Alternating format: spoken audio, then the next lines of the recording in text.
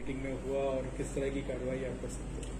देखिए, त्रिपुरा के मुख्यमंत्री ने कुछ बयान जारी करे हैं जिसके चलते दिल्ली विधानसभा की पीस एंड हार्मनी कमेटी के सामने कई सारी कंप्लेंट्स लाई गई हैं। ये कंप्लेंट्स जो पीस एंड हार्मनी कमेटी के सामने शिकायतकर्ताओं ने दर्ज कराई है, मोटे मोटे तौर पर ये कहते हुए कि त्रिपुरा के मुख्यमंत्री के बयान के बाद उनके और उनके समाज में एक भय की स्थिति, आक्रोश की स्थिति और चिंता की स्थिति उत्पन्न हुई।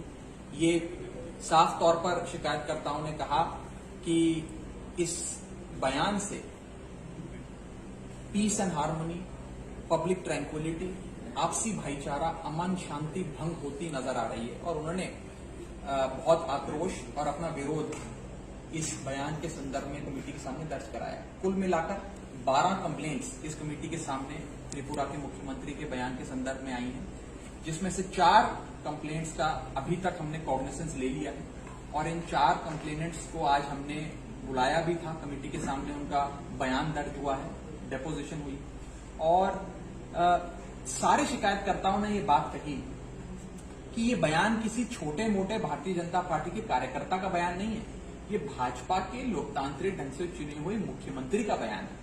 और साथ ही साथ जो 2 समुदाय की उन्होंने बात करी, सिख समाज और जाट समाज, ये वो समाज हैं। एक शिकायतकर्ता ने कहा कि ये वो समाज हैं जिन दोनों समाजों ने हमें देश के सर्वोच्च सर्वश्रेष्ठ संवैधानिक पदों पर बैठने वाले प्रतिभाशाली व्यक्ति दिए। Chief justice of India, president of India, prime minister of India, air chief marshal, army के अध्यक्ष, तमाम बड़े बड़े पदों पर बैठने वाले सैकड़ों गवर्नर, सैकड़ों मुख्यमंत्री इन समाजों से आए हैं हमारे पास। और आज इन दोनों समाजों को मंदबुद्धि या कम बुद्धिमान कह देना इस देश की प्रभुता और अखंडता पर एक प्रकार से अटैक है। और ये कमेटी बहुत जल्द अपनी अंतिम कार्रवाई करते हुए इस कंप्लेंट्स जो आई हमारे सामने आई है उस पर क्या फ्यूचर कोर्स ऑफ एक्शन होना चाहिए वो साझा करेगी।